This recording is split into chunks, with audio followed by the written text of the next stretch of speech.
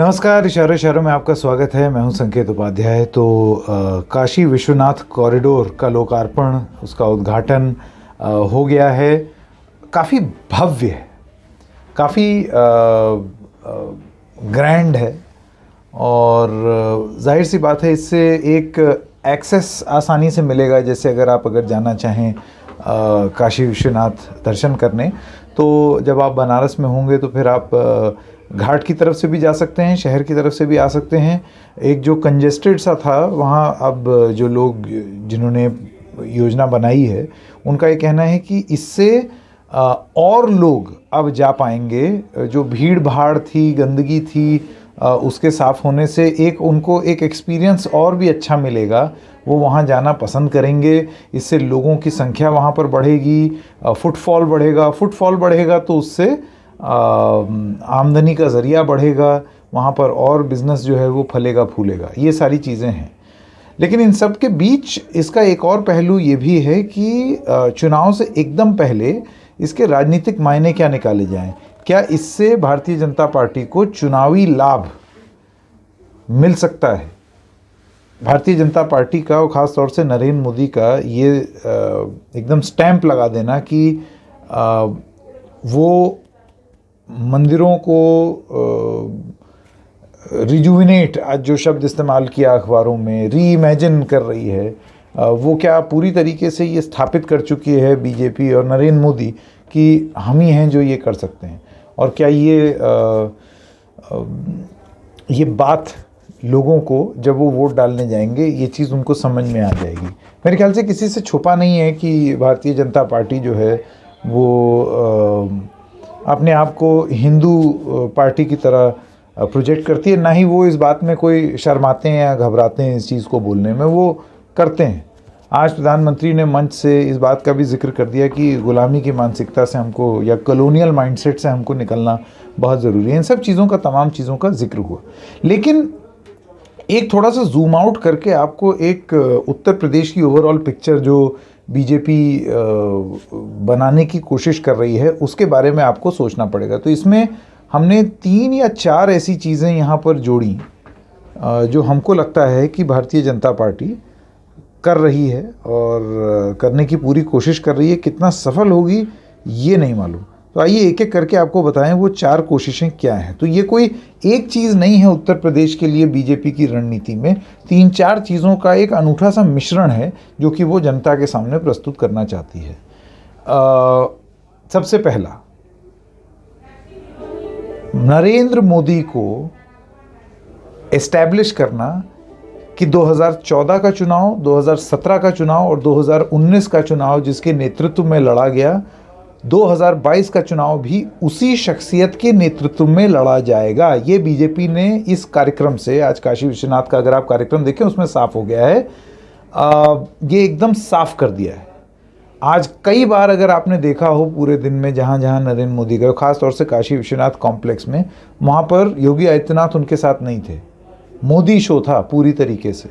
तो ये एस्टैब्लिश कर दिया है कि कभी अगर किसी के मन में डाउट हो कि भाई यहाँ तो वो योगी को करने देंगे, नहीं। उत्तर प्रदेश का 2022 का चुनाव पूरी तरीके से नरेंद्र मोदी के अगुवाई में लड़ा जाएगा। वो होंगे चेहरा। योगी आदित्यनाथ एक छोटा चेहरा हो सकते हैं, सपोर्टिंग रोल में हो सकते हैं, लेकिन कैंपेनिंग का पूरी जिम्मेदारी और जो चेहरा प्रोजेक्ट किया जाएगा वो पूरी तरीके से नरेंद्र मोदी का है। ये मैसेज बड़ा साफ है और ये पूरे प्रदेश भर में ये मैसेज अब जाएगा। दूसरी चीज़, लगातार विकास के कार्य और जो परियोजनाएं हैं जो बीजेपी ने लॉन्च की, या जो पुरानी परियोजनाएं चली आ रही हैं जो अब ख़त्म होने को हैं, उन सबको लॉन्च करते रहना। एक छवि ये बनाने की कि देखिए कितना ज़बरदस्त विकास का काम हुआ है इन पिछले 4.5 सालों में, ताकि एक जो छवि बनी कि यहाँ पर विकास नहीं हुआ, एक छवि बनी कि यहाँ पर सिस्टम चरमरा गया कोविड के दौरान, वो छवि जो है वो उससे बाहर निकला जा सके। तो ये है मिश्रण नंबर 2। एक था नरेंद्र मोदी के चेहरे को एस्टैब्लिश करना, दूसरा है धड़ाधड़ विकास कार्य, तीसरा एकदम बिल्कुल ग्राउंड लेवल तक अपने आप को पहुंचाना कि अगर कोई दिक्कत है भी तो आप एक एक बूथ से टारगेट फिक्स करके ये सुनिश्चित कर लें कि लोग आएं और वोट डालें, और इसकी जिम्मेदारी भी आप दे दें। और ये जिम्मेदारी किसको दी गई है? ये वो प्रदेश है जहां पर उत्तर प्रदेश में बीजेपी ने बूथ लेवल की जिम्मेदारी एक मौजूदा अध्यक्ष और 2 पूर्व अध्यक्ष को दे दी है। यानी कि जो अमित शाह पूरे उत्तर प्रदेश में योजना बना रहे थे, आज वो अमित शाह पश्चिमी उत्तर प्रदेश के बूथ लेवल के को भी मैनेज करेंगे।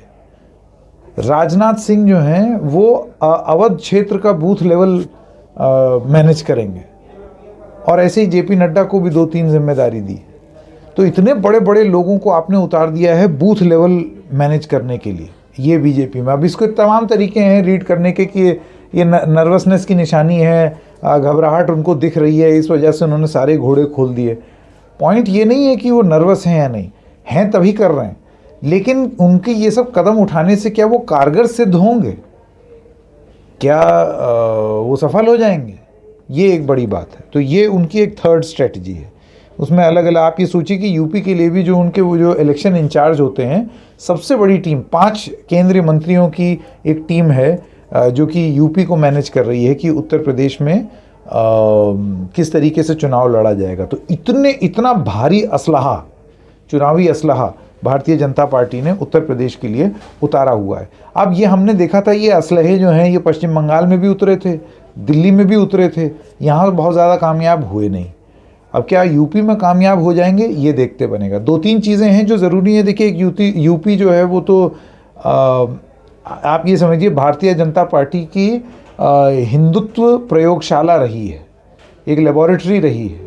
यहीं से आपका अयोध्या आंदोलन, यहीं से काशी की बात, यहीं से तमाम बातें। पश्चिम में आ जाइए तो कैराना, बीजेपी के जितने बड़े एक्सपेरिमेंट हुए हैं राजनीति में वो यहीं से उत्तर प्रदेश से ही हुए हैं। तो ये उनकी यहाँ भाषा की कोई दिक्कत नहीं है जो कि उनको वहाँ दिक्कत हो रही थी पश्चिम बंगाल में। तो कुछ चीज़ें हैं जो बीजेपी के फेवर में जाती हैं, लेकिन बीजेपी के खिलाफ भी, जब जैसे दिल्ली में तो कोई भाषा की दिक्कत नहीं थी लेकिन नहीं जीत पाए केजरीवाल के खिलाफ। तो ये सब कुछ चीज़ें हैं जो कि दोनों देखनी होंगी। तो ये हो गया भारी असलहा, चुनावी असलहा आपने जो उतारे हैं वो है पॉइंट नंबर 3। और पॉइंट नंबर 4 है कि ये सारी चीज़ें करने के बाद इस पर एक हिंदुत्व की वरख, जैसे चांदी की वरख होती है, वैसे अपने हर नीति, हर रणनीति पर एक हिंदुत्व की आप एक वो चढ़ा दें लेयर। तो फिर वो चाहे तो मंदिर का उद्घाटन हो, उसको भव्य तरीके से लोगों तक प्रस्तुत करना हो तस्वीरों के माध्यम से, या फिर अलग अलग जगहों पर लोगों को ये याद दिलाना कि अब्बा जान कहना, और ये कहना कि लुंगी धारी, और ये कहना कि अब हम मथुरा में भी यही करेंगे, और फिर ये भी कहना कि वो याद करो वहाँ पर कब्जा हो जाएगा, कैसे एक धर्म विशेष के गुंडे हावी हो जाते थे। ये सारे बयान जो हैं, मतलब जो हिंदू मुस्लिम वाला है एंगल, उसको समय समय पर प्रस्तुत करते रहना और उसकी एक लेयर ऊपर से चढ़ा देना। मतलब पहले मोदी का चेहरा एस्टेब्लिश करना, दूसरा विकास कार्य बार बार लाते रहना और उद्घाटन होते रहना कि ये लगे कि बहुत काम हो रहा है, तीसरा इतने भारी भरकम लोग उतार दीजिए आप छोटा छोटा काम करने के लिए कि और पार्टी वो मैच ही ना कर पाए, और चौथा इन सब चीज़ों के ऊपर अयोध्या, काशी, मथुरा, हिंदू मुस्लिम, ये सारी चीज़ें एक ऊपर से एक बेस, ताकि पैक हो जाए। तो ये सारी चीज़ें, ये एक रणनीति बीजेपी की बनती हुई दिख रही है उत्तर प्रदेश के लिए। लेकिन जो सबसे बड़ा सवाल है वो सवाल यही है कि ये जो मल्टी प्रोंग स्ट्रेटजी है, ये जो 4 पॉइंट्स ही गिनाए हैं, इसके अलावा और भी बहुत सारे पॉइंट्स हैं, ये सब कारगर सिद्ध होंगे या नहीं। कदम तो उठा रही है बीजेपी, लेकिन वो कारगर सिद्ध होंगे या नहीं ये देखना होगा। आज की डेट में ये ज़रूर कह सकते हैं कि शायद बीजेपी को ये एहसास हो गया है कि उत्तर प्रदेश की लड़ाई इतनी आसान भी नहीं जितना वो समझ बैठे। इस वजह से जो कदम उठाएं, जितने मर्जी उठाने पड़ें, वो उठाएंगे।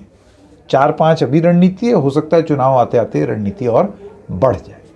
तो आज इशारों में बस इतना ही। हम फिर मिलेंगे किसी और मुद्दे के साथ। और हाँ, इससे पहले कि मैं समाप्त करूं, ये तो मुझे अभी याद आया, जब राहुल गांधी ने, माफ़ कीजिएगा, जब राहुल गांधी ने ये बोला अपने जयपुर की रैली में कि असली हिंदू और नकली हिंदू, इसमें ये जो हिंदू वाली जो बात राहुल गांधी ने कर दी, इसमें कहीं ऐसा तो नहीं है कि वो बीजेपी के गेम में प्ले कर गए, क्योंकि ये हिंदू बनाम नकली हिंदू असली हिंदू ये वाली जो है, इसमें तो ये तो बीजेपी का गेम है।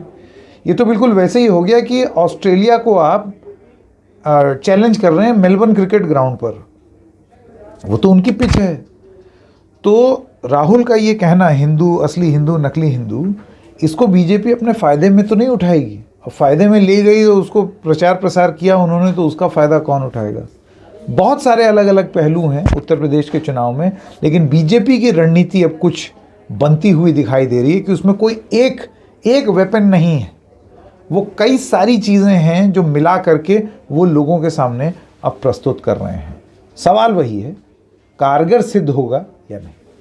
तो आज इशारों इशारों में बस इतना ही। हम फिर मिलेंगे किसी और मुद्दे के साथ, तब तक के लिए नमस्कार।